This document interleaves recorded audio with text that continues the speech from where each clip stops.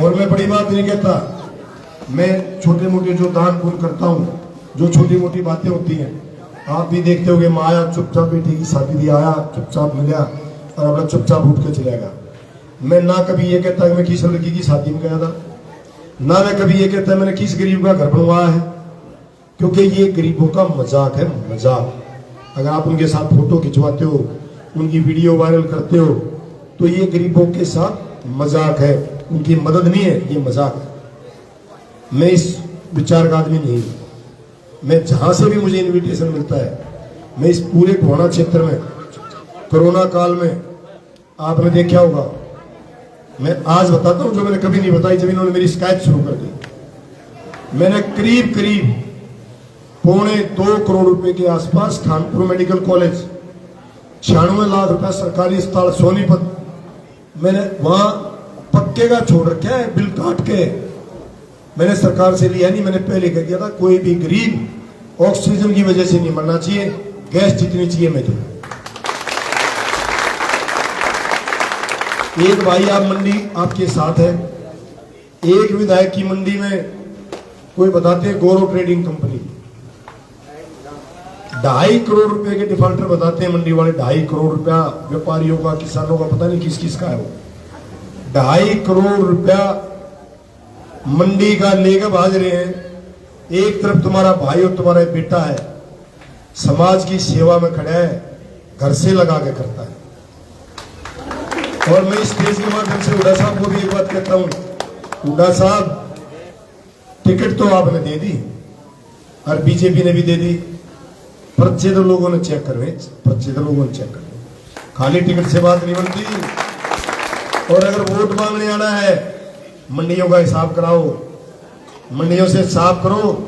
जो आदमी सार्वजनिक तौर से मंडियों के पैसे रख सकता है, सरकार के पैसे को नहीं लगाता, वो आपका भला कहां से करेगा? क्या इंतजार आपको केवल पार्टियों का? केवल हुड्डा साहब की आड़ लेके शिकार करना चाहते हो? ना पैसे लगाते, ना मार्केट का हिसाब करते, क्या चाहते हो भाई? गरीबों को डराते हो। मैंने एक लड़का ब्लॉक समिति का चेयरमैन बना दिया सोनीपत का, कभी उसको कहते हैं वो धाड़क बिरादरी से है कि 10 तारीख में रिजल्ट आते हैं तो तोड़ देंगे। लोगों तुम सेब के सामने का बटन दबा देना, अरे एक बार मुझे एमएलए बना देना।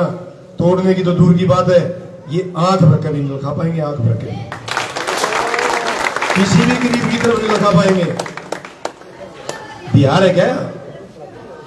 जिस तरीके की तुम बातें भाषा बोलते हो, गुंडागर्दी है। एक पार्टी ऐसी है, लोग कहते हैं कि भाई कल जो जनता पार्टी, भारतीय जनता पार्टी का कैंडिडेट है, उसने बयान दिया गोहाना में ट्रैक्टर ट्रॉली आएंगी, तुम्हारे घरों को जला देंगे। भाई मैंने भी मान ली जो तू करे ठीक है, लेकिन मुझे यह बता दे, जो घर जल गए 10 साल तक सरकार किसकी थी? हिसाब क्यों नहीं किया? भारतीय जनता पार्टी की सरकार दोषियों को क्यों नहीं पकड़ पाई? दोनों मिले हुए, दोनों ने मिलकर कांड किए। भारतीय जनता पार्टी और कांग्रेस दोनों ने मिलकर लोगों में फूट डालने का काम किया, फूट डालने का, समाज को तोड़ने का काम किया। मैं यहां बीच में था, सारी बिरादरियां बीच में रहता हूं, मेरे साथ कोई गनमैन नहीं चलता, मेरे साथ सिर्फ आपका भरोसा चलता है, आपका भरोसा।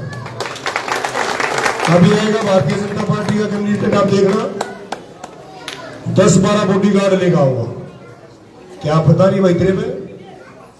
जब तू जिन लोगों से वोट लेना चाहता है, जिनके बीच में रहकर तू काम करना चाहता है, जब तुझे उनसे ही खतरा है, तो कहां की राजनीति करोगे, कहां का न्याय करोगे? एक भाई, मैं आज मंडी में गया था सुबह सुबह, आपकी तो बहुत नजदीक है, आपके गांव के तो बहुत सारे मंडी में आदमी है। मैं सुबह मंडी में गया, मेरे भारतीयों ने कहा कि एक जो गौरव ट्रेडिंग कंपनी के संबंध है जिससे विधायक से, वो आया, एक दुकान में घुसा और गाड़ी में बैठ के हो गया। क्यों डर लगता है समाज से? क्या दिक्कत है? आपका ये बेटा, आपका भाई बीच में खड़ा है, 36 बिरादरी के लिए खड़ा है, कोई एजेंट नहीं पालता। मेरे घर के दरवाजे 36 बिरादरी के लिए खुले मिलेंगे, गोहाना में भी और सोनीपत में भी। कभी आना, किसी को बिचौलिया नहीं लेगा ना। कोई भी भाई, मेरी बहन, मेरा बेटा, मेरा चाचा, मेरा ताऊ, सीधे आना और ये कहना मैं वजीरपुरा से आया हूं, बाकी कहने की जरूरत भी नहीं है।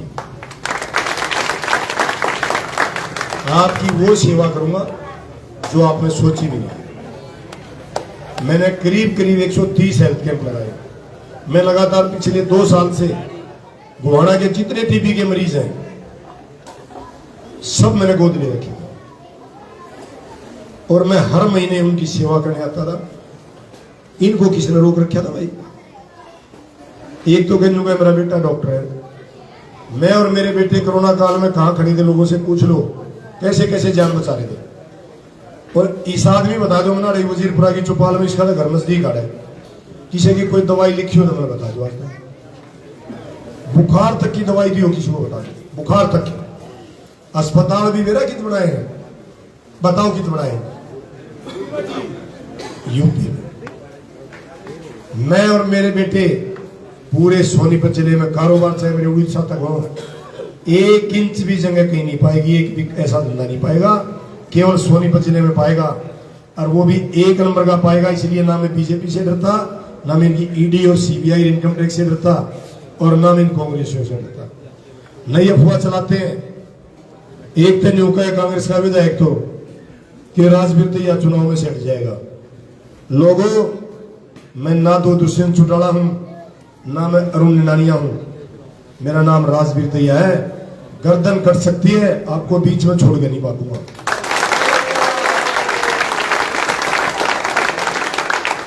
ये दोनों पार्टियां मेरे और मेरे परिवार के ऊपर कोलू फेर के देख लो,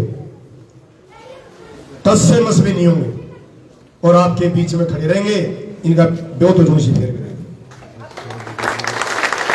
लेकिन इनको एक बात बता देता हूं, जो गरीबों की तरह आप उठा के देखी और मैं राज में आ गया, इनकी राज में आने के बाद अगर इन्होंने गरीबों की तरफ आंख उठा ली तो वो इलाज करूंगा जो इनकी 7 पीढ़ी है, याद रखेंगे 7। आप घबराना मत, बटना मत, आप मेरे पीछे पीछे खड़े रहना। बाकी काम और बाकी इलाज मैं करके दूंगा। सिर्फ मेरी आपसे एक ही हाथ जोड़ के गुजारिश है कि जात पात धर्म में जो ये बांटना चाहते हैं, बटना मत। संगठित रहना, संगठित होकर वोट करना। एक बार चंडीगढ़ पहुंचा देना, आपकी पगड़ी और आपके इलाके की गूंज मांगों की चंडीगढ़ तक सुनाई देगी। चंडीगढ़ काम के लिए तो किसी भाई को चंडीगढ़ आने की जरूरत नहीं, गोहाना पच्ची पकड़ानी है, करके यही दूंगा। और एक बात चौपाल में और वादा करके जाता हूं, इनकी तरह दलाल नहीं पालूंगा। अब फोन करके पूछूंगा वजीरपुरे में, अरे फलाने भाई यो मानसर है वजीरपुरे का, यो वोट गिर रहा है कि नहीं गिर रहा है, ऐसा धंधा नहीं चलेगा। सीधे आओ, सीधे काम कराओ। गुआने की तक आपने तकलीफ ठानी है, ऐसा तो मैं आपकी चौपालों मांगूंगा। नौकरी क्या, किसी का बदली का, किसी का वैसा काम हो तो आपको गुआना के मेरे घर तक आना है, बाकी नहीं आना। उससे आगे का काम मेरा आपको यही करा के दूंगा। और नौकरी और विकास का पैसा आपकी चौपाल में खड़े होकर के जाता हूं। राज किसी का बनी हो, जो भी मुख्यमंत्री होगा, राजवीर सिंह दैया के गुआने हल्के में इतने काम करने पड़ेंगे जितने मुख्यमंत्री के हल्के में। ना मैंने तनख्वाह रखनी, ना मुझे कोई लालच, केवल एक है, कर्म मेरी जाति और सेवा मेरा, एक ही बस। 5 साल में ऐसा काम कर जाऊंगा, ये पूछ पूछ के टिकट दिया रहे हल्के के लोगों ने, पूछ पूछ के कि यो हल्के का है, जज्जर तो नहीं लिया हम गलती। इन पार्टियों को इस इलाके में 36 बिरादरी में से कैंडिडेट ही नहीं मिलते, बाहर से लाते उठा। कमाल की बात होगी, इतना सुनना हल्का हो गया कि आज 36 बिरादरी में किसी गोत में, किसी धर्म में, किसी जाति कैंडिडेट ही नहीं है। हद की बात है। हमारे बीच का आदमी नहीं होगा।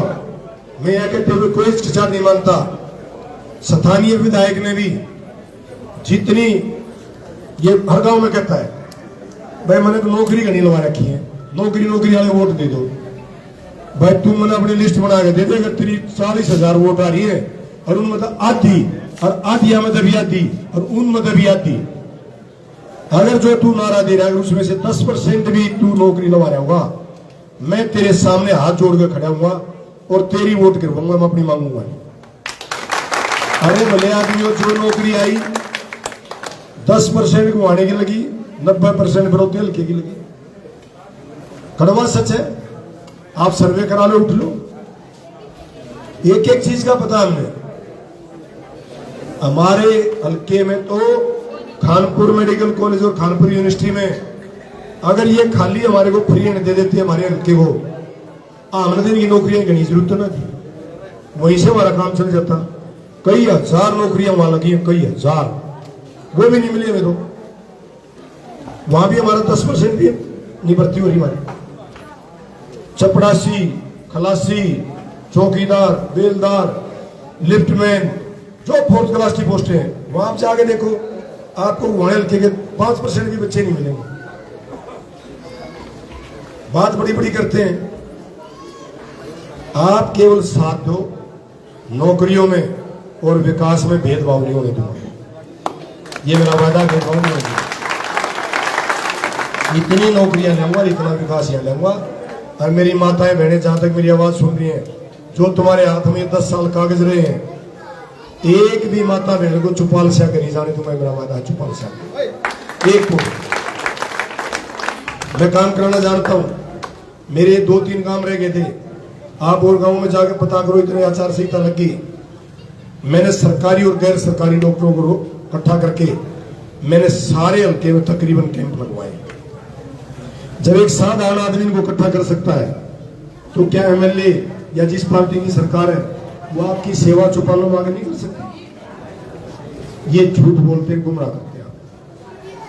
ये सेवा नहीं करना चाहते, ये केवल 5 साल में आते, वोटों की खेती काट ले जाते, जात पात पर, धर्म पे, बाकी कोई काम नहीं।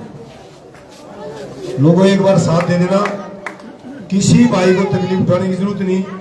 किसी गरीब आदमी को शादी में, दुख में, सुख में किसी दूसरे आदमी के पास कार्ड भी देने की जरूरत नहीं, सीधा मेरे से मिलना, चुपचाप गांव का एक मोजिज आदमी या वो भाई खुद, और सारे काम घर बैठ के करा के दूंगा।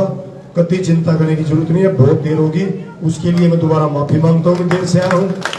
और 5 तारीख को सेब के सामने का बटन दबा देना और एक बार मेरे को जिता देना। बाकी काम 5 साल 11.5 4 साल 11.5 महीने मेरे को छोड़ देना। 4 साल 11.5 महीने के बाद बुहाना हल्के में एक भी आदमी ऐसा नहीं पाएगा जिसके सिर पर पक्की छत नहीं होगी, मेरा वादा। धन्यवाद।